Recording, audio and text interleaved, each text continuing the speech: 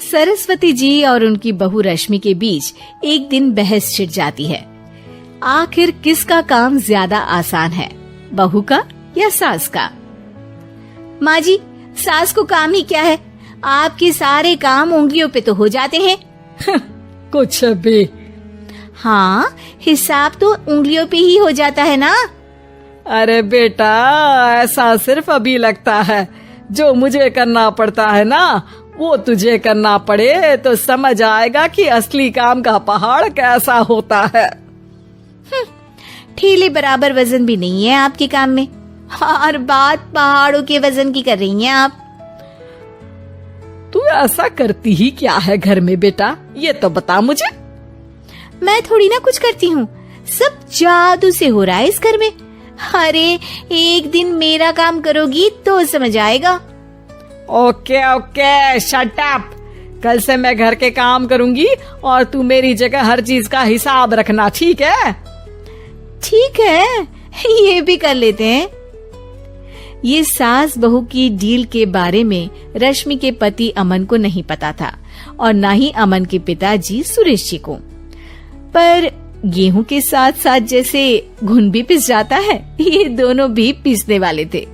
सुबह अमन उठकर रेडी होता है ऑफिस जाने के लिए, तो पता है उसके कपड़े नहीं निकले हुए हैं।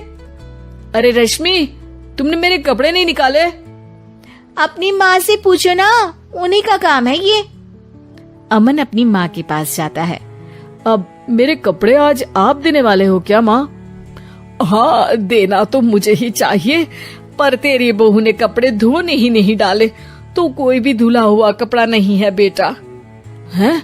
ऐसा क्यों? कपड़े तो धोने आप ही देते हो ना माँ? अरे बहू ने तुझे बताया नहीं, अब हम अदल बदल गए हैं, मैं अब बहू और तेरी बीवी सास। अमन परेशान हो गया। वो बिना इस्त्री के कपड़े पहनकर ऑफिस चला गया। सरस्वती जी अपने घुटने के दर्द के कारण झुककर घर साफ नहीं कर पा रही थी और ना ही खाना बनाना याद रख पाई। उधर रश्मि पहले ही दिन घर की चाबी घुमा चुकी थी और 300 रुपए का हिसाब अलग नहीं मिल रहा था।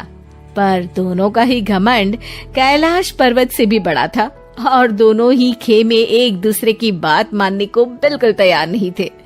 शाम को जब सुरेश जी और अमन खाना खाने बैठते हैं तो सरस्वती जी उनके सामने गाजर और पपीते लाकर रख देती हैं। अरे माँ, ये क्या है?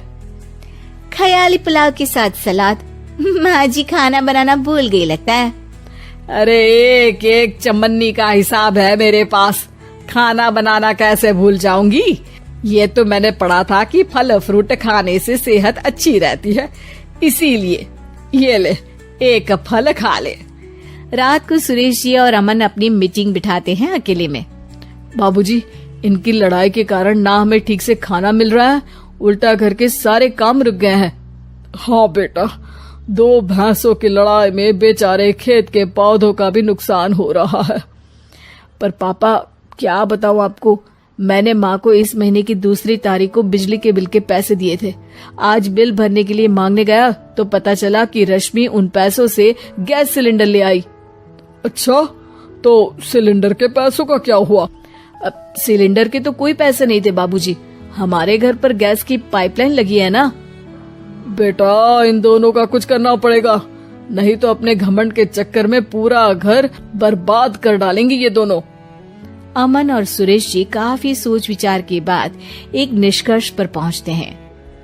रात ही को दोनों अपनी पत्नियों की अलमारी से नई साड़ी निकालते हैं और सुबह जब रश्मि और सरस्वती जी उठते हैं तो देखते हैं कि दोनों पति साड़ी पहनकर चढ़ाव पर सब्जियां काट रहे हैं।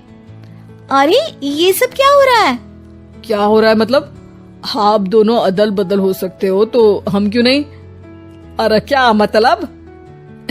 नहीं नहीं, मेरी भी बचपन से किसी की बहू बनने की इच्छा थी, तो आज से सरस्वती तुम बड़ी बहू, मैं मिडल बहू और अमन छोटी बहू।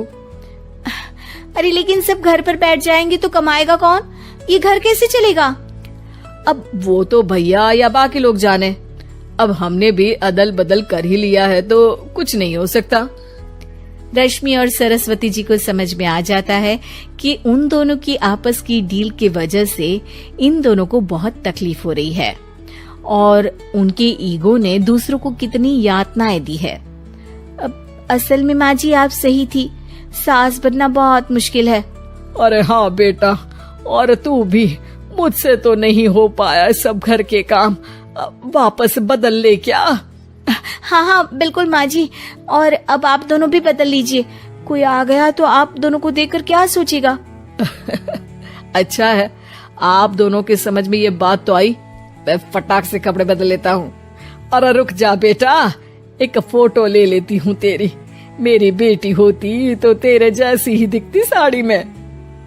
और मेरा फोटो नहीं लोगी?